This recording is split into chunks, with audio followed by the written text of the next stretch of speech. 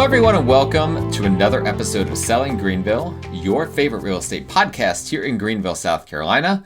I'm your host, as always, Stan McCune, realtor right here in Greenville, South Carolina. You can find all of my contact information in the show notes if you need to reach out to me for any of your real estate needs.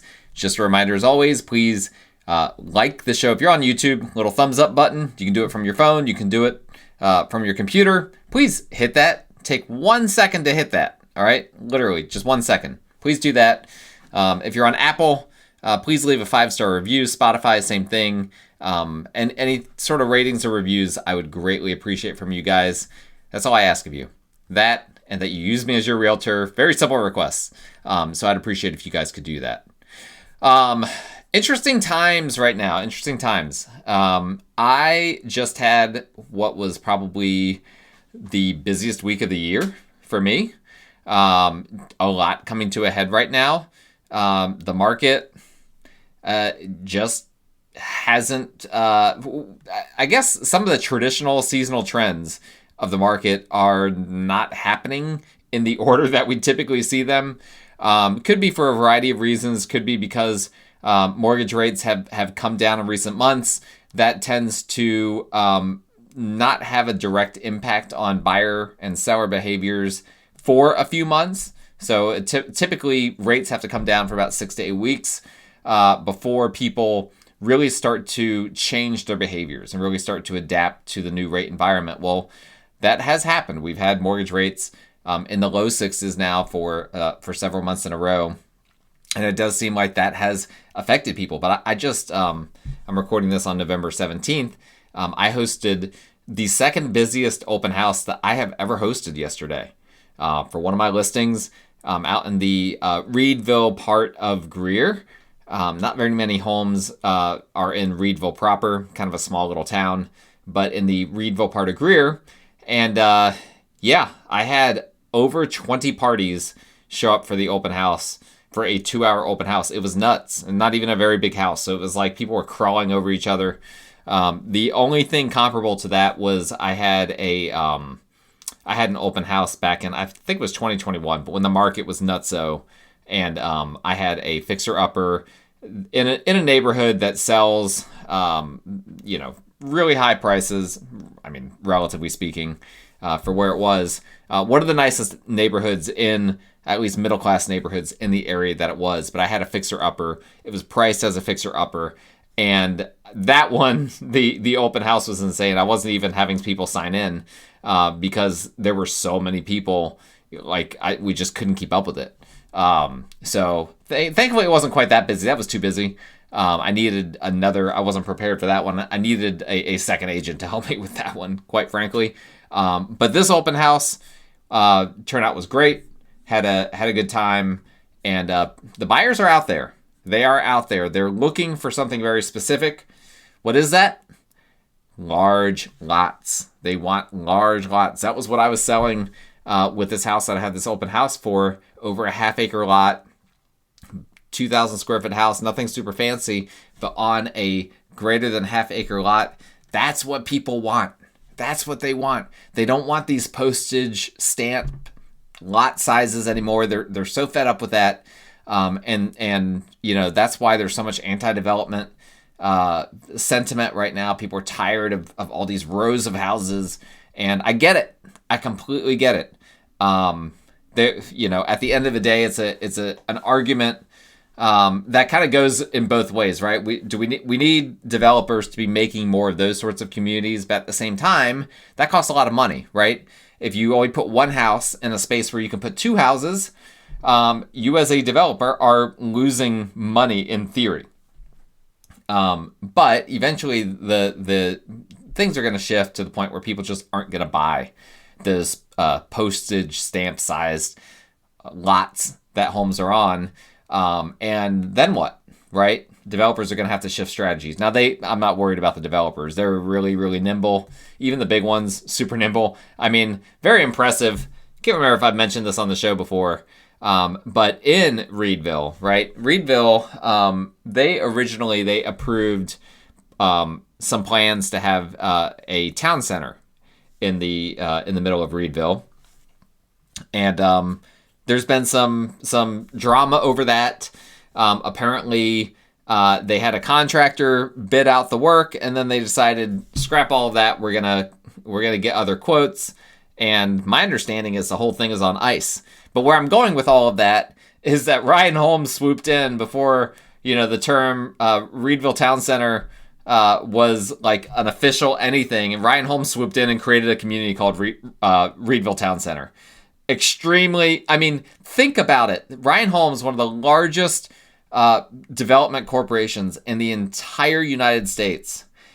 They have boots on the ground that attuned to what's happening that they knew, we can swoop in here and steal this name. People that are Googling what's going on with the Reedville Town Center, they're going to be sent straight to the website for our brand new community, right? Incredible. Absolutely incredible. So I'm not worried about the developers. If they're that nimble, like that told me something, right? When Ryan Holmes pulled that off, I was like, kudos to them. That is impressive work.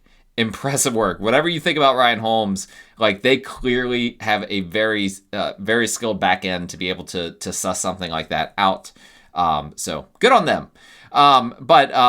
Anyway, that's some little anecdotal stuff for you. But we are going to dive straight into the real deal here. Let me see if I can actually find what I'm looking for. Market stats. I apologize.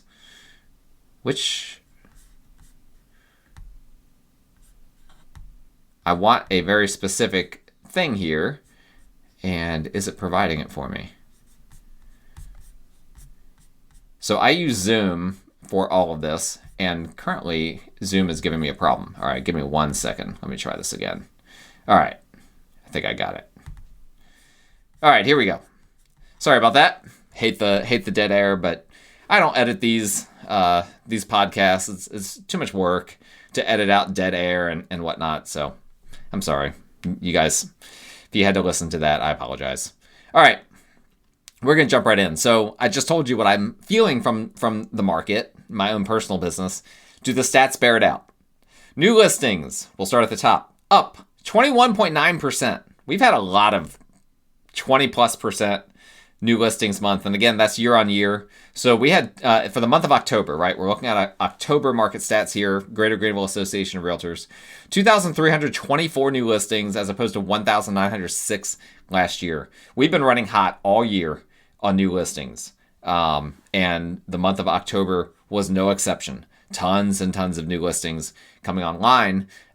Pending sales, we'll jump to this, and we're going to look back at September, right? This is one that's always revised, and it always gets revised upward. So September originally showed 879 pending sales when we looked at this last month. That got revised up to 1,326, a pretty standard revision. I always tell you guys that gets revised.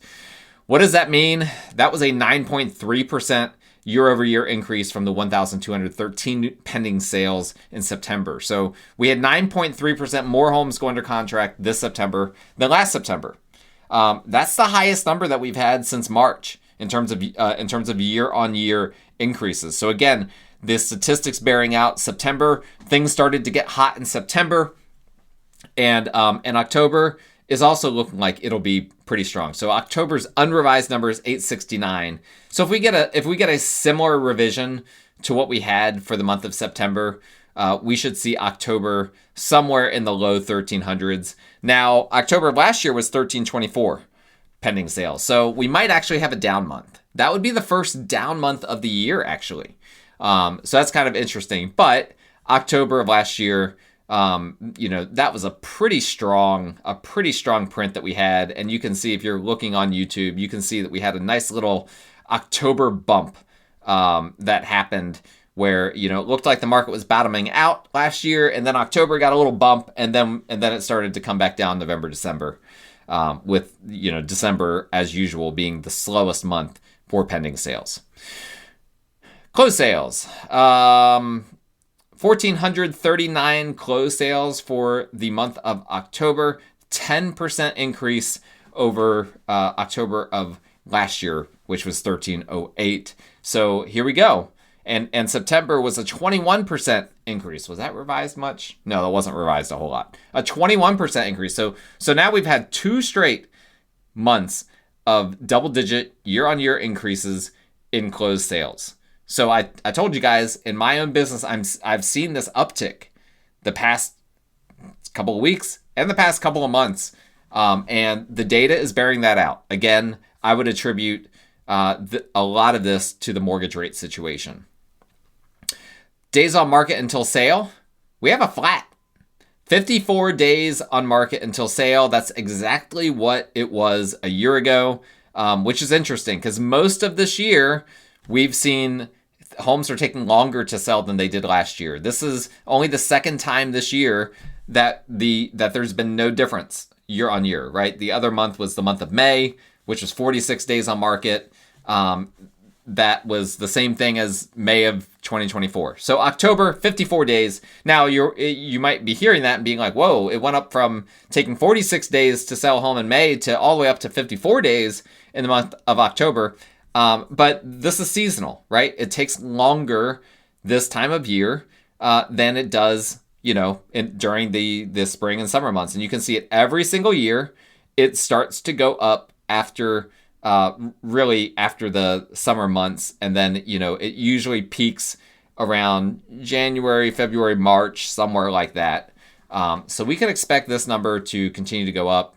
On average, it's taking 54 days to go under contract from the time you list a home.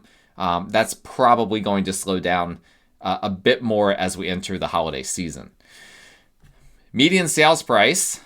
This is the closest thing that we have to like being able to track market-wide appreciation. That being said, it's not exactly appreciating, or it's not exactly a 100% indicator that the market is appreciating or depreciating, but it is a way that we can assess that. We had 1 month this year where the median sales price was down year over year. That was the month of January. Every other single month has been positive, and at least 1.5% increase every single month. Now, that's behind inflation.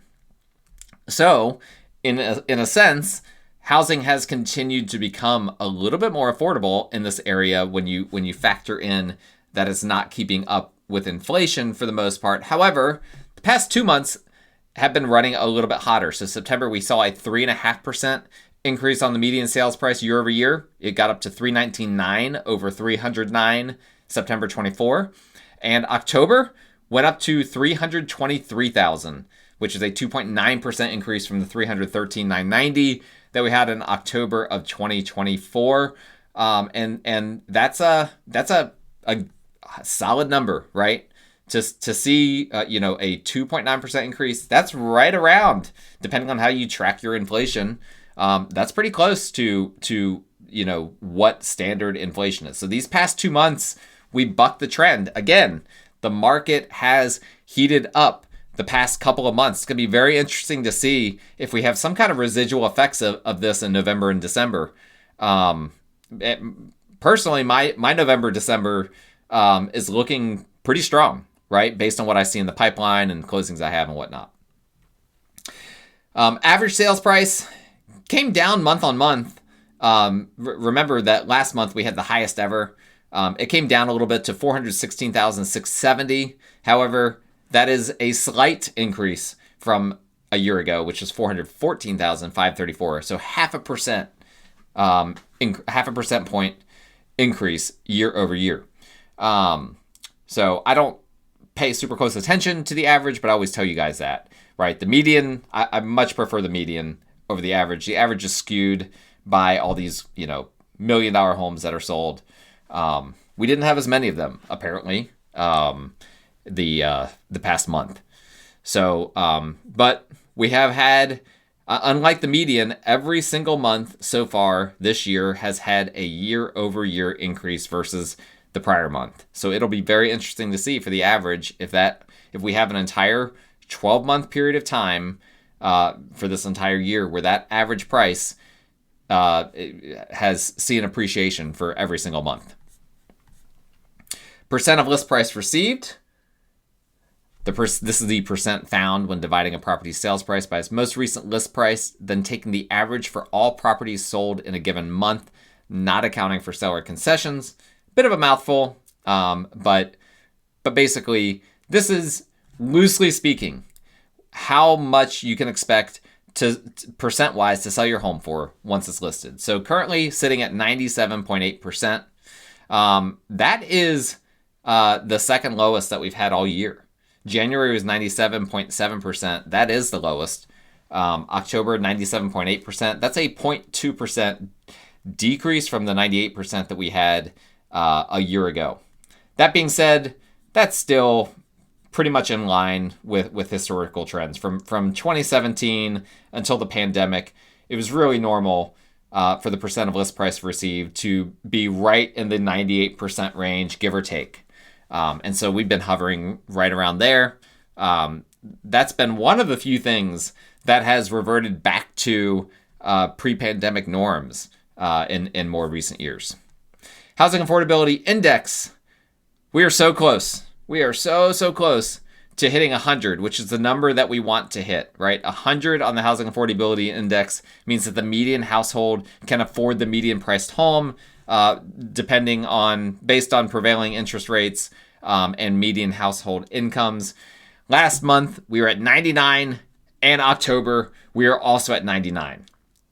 Now, what's different is that last month was a decrease versus September of 2024, right? So, or I should say not last month, but September was at 99, and September of 2024 was 104. So that was a decrease in affordability. However, October being 99 is exactly the same as October a year ago. So even though the market has appreciated, these mortgage rates coming down, incomes going up, has kind of offset the fact that the median sales price has gone up. So we're very, very close to having a market that passes the bare minimum standard for affordability. We want this number to be 100.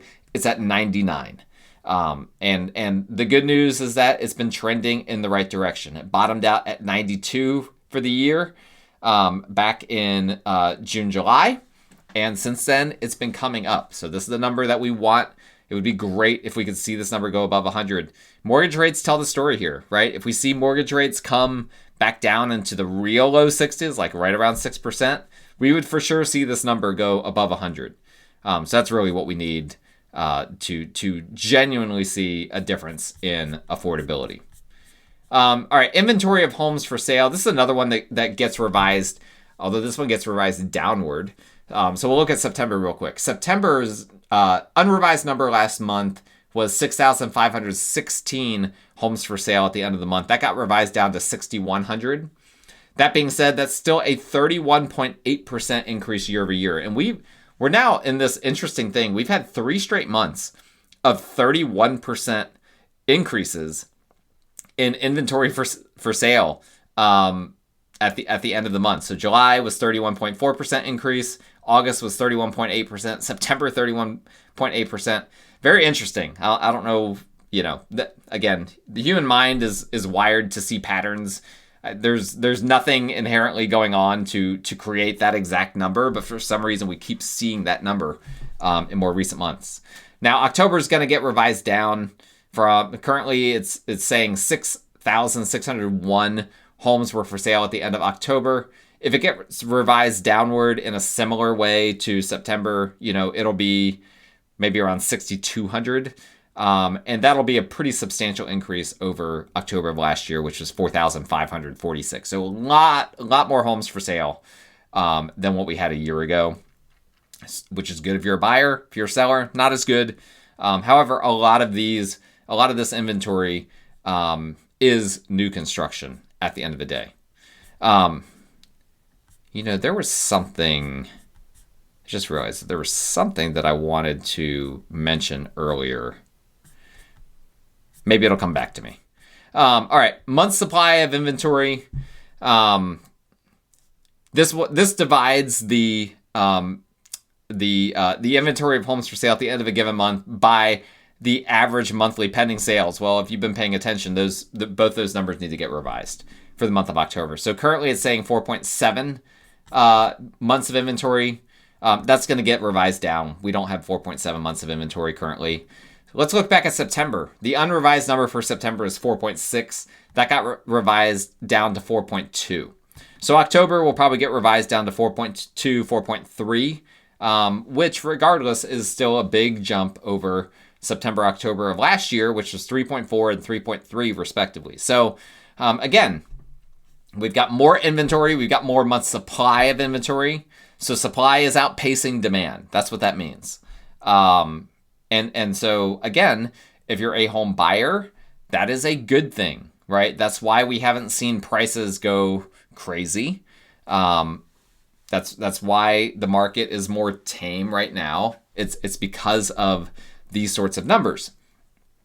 Now, what's going to be interesting to see, usually it starts to come down around this time of year. If you look at the chart, usually month supply of inventory actually bottoms out around January. But it's on the contrary, it's going up right now. So this is definitely something to watch.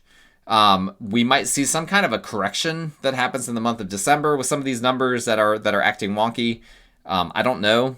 But a lot of interesting stuff going on, and the market is not doing the usual. It's not following the standard seasonality that we see, right? We're still seeing some seasonal trends, but we're also seeing some trends coming in that aren't seasonal, right? That are just a byproduct, I think, of mortgage rates doing weird things. Perhaps the ending of the government shutdown. I definitely think that impacted some things. Like I'm pretty confident that I've got a seller a buyer for one of my listings that wanted a longer due diligence period than they really needed. And I'm pretty sure that it was because they were waiting to see how the government shutdown played out, because this was an investor buyer. And so sometimes, people don't realize that those sorts of things do impact what happens in the real estate market. It impacts buyer and seller behaviors. It's crazy. But if you're an investor, it makes sense. Maybe you've got investments that might go one direction or another based on what's happening in the government. I know that Bitcoin has come down a little bit. That's causing some people to change behaviors on things. Just a lot of stuff, right? Things are so complicated now. We're all ready for things to not be complicated anymore. But it's not going to happen. It's going to keep being complicated. We just really, all I'm asking for, we just need mortgage rates to come down a little bit. We don't need 50-year mortgage. I don't really think that that's going to make a difference. Now, it's been floated out this idea of portable mortgages. Portable mortgages would allow buyers to keep the mortgage rate and basically all of the terms, principal, interest, everything from the home that they're selling and transfer it over to the home that they're buying. There's a lot of mixed opinions on that. I'm in favor of it personally. Some people say, well, that just helps the rich get richer, right? Because that disproportionately hurts the first-time home buyer. There is some, like, in a vacuum, that's true. However, this is a step-up home buyer, right? So what this would do is a portable mortgage would cause that person that was a first-time home buyer a few years ago, but now they want to make that next purchase. It would allow them to make that next purchase, which would then free up the home that they bought, which would be the home that the first-time home buyer would potentially be buying. They're not going to be buying the home that the person with the portable mortgage is now going to purchase, right? And so, in my opinion, it would actually help first-time home buyers as well, more indirectly. And so, I'm personally for that. I'm not real big on the 50-year mortgage thing that Trump and Pulte have talked about. It's fine. Like, I'm not opposed to it. But people need to be aware that there are consequences to that, right? So let's say you get a 50-year mortgage, and after your standard 5 years of living in the house, you decide to sell and buy your next house. Well, one thing people have gotten used to, after 5 years of a 30-year fixed rate mortgage, typically you have, a little bit of equity built up, right? If the market's appreciated enough, you paid down a little bit of your principal, you have a little bit of equity, enough to be able to sell and then be able to pocket some money, put some towards your next down payment, all of that. If you got a 50-year mortgage, those first 5 years, you're paying almost all interest. And so people need to be prepared for that. I mean, they're basically renting the home for those first few years and hoping for there to be increases in the equity of the home simply by as a byproduct of the market appreciating. You're not gaining equity by paying down your principal, right? Not in those first few years. I mean, you're barely doing it in a 30-year mortgage. I've not run the amortization schedules for a 50-year, but I would think that you're really not. I mean, I know for a fact you're really not doing it in a 50-year mortgage, and so there could be some bad ramifications from that. There's a lot to consider, and I didn't come here prepared to talk about all that. Maybe I should have saved that for another episode. But there you go. That's a freebie for you guys. For all of you diehards that listen to the very end, thank you guys so much. I really appreciate all of my listeners, every one of you that reach out, that give me feedback. Please do that. And even more so, please leave feedback on the show. Like, rate, review, subscribe. If you need a realtor, my contact information is in the show notes. I would love to talk to you about that. We will talk again next time.